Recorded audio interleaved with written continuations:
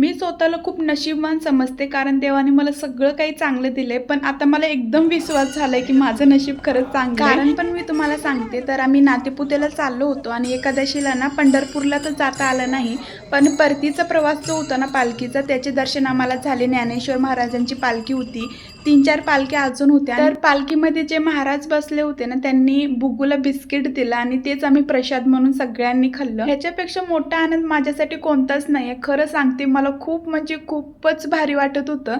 ते म्हणतात ना की मनात श्रद्धा असते ना, तर देव कुठे पण दर्शन देतात. सो नातेपुतेला आम्ही आमचे कुलदैवत आहेत ना मलजीबुवा, त्यांचे दर्शन घेण्यासाठी आलो होतो आणि त्यांनी ना इथं जिवंत समाधी घेतली होती आणि तिथंच त्यांचं मंदिर बांधलेलं आहे आणि ते ना महादेवाचे खूप मोठे भक्त होते. सो आम्ही सारखं येत राहतो. त्यानंतर मला ना माझ्या बुगूची ही गोष्ट खूप म्हणजे खूप जास्त आवडते. तो न सांगता पाया पडतो आणि प्रत्येक जागी पाया पडणार. चला मग बाय.